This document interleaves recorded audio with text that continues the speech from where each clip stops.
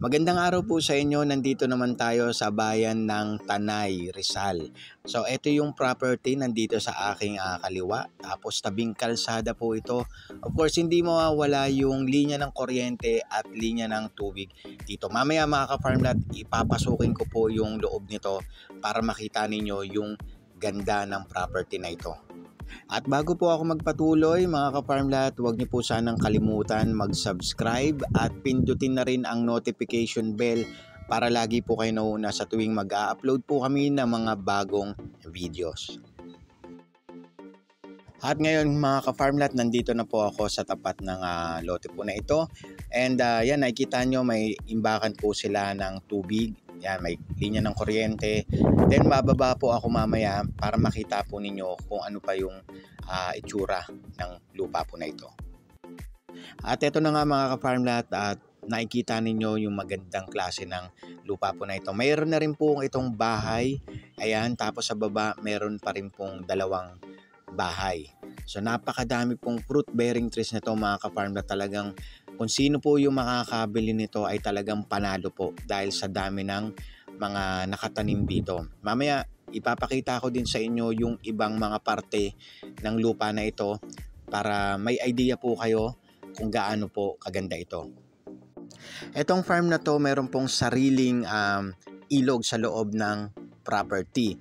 So talagang bagay na bagay po dito, mag-resort kayo o kaya naman camping site at kung ano-ano pa pwede po ninyong gawin. Depende po sa inyo kung ano yung gusto ninyo. Ngayon pag-usapan na po natin kung ano-ano yung mga nakatanim po dito. Meron pong mangga, coconut trees, rambutan, lakatan, lansones. Meron din po ditong eucalyptus, senyorita na saging, latundan, papaya, guyabano, dalandan, mahogany. Marami po yung mahogany dito, matured na rin po. So pwedeng nyo na po siyang ibenta sa merkado. At meron din pong mga tanim dito na gulay katulad po ng lettuce. Okay, ulitin ko lang, itong property na ito merong sariling ilog, tapos meron din pong falls. So talagang maganda po ang area na ito dahil pagbaba ng inyong mga sasakyan, ito na po yung property. Mga ka-farmlat, ito yung sinasabi ko sa inyo na maraming mahogany. Ayan, nakikita nyo, ang tataba na ng mga puno dito. So lalakarin ko lang to para makita po ninyo kasi itong lugar na ito, dati po itong camping site at pinagdadausan po ng iba't ibang klaseng events. Then meron ding restaurant dito.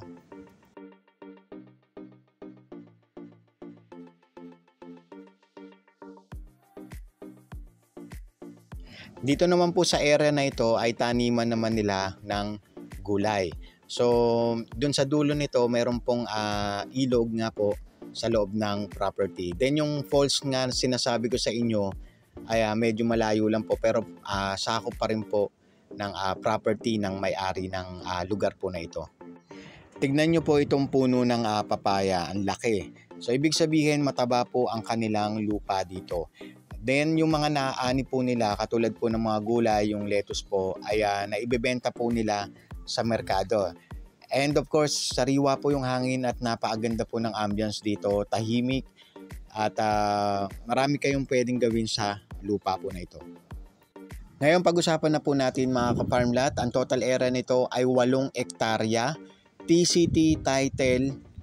Ang frontage naman po niya ay umaabot sa 300 plus meters. At buhay din po ang may-ari. Ayan po, dyan po yung ilog na sinasabi ko, yung baba po na yan. So ano pang inaantay ninyo, tumawag lamang po kayo sa mga numerong naka-flash dyan sa inyong mga screen at mag-set na po tayo ng inyong mga 3P.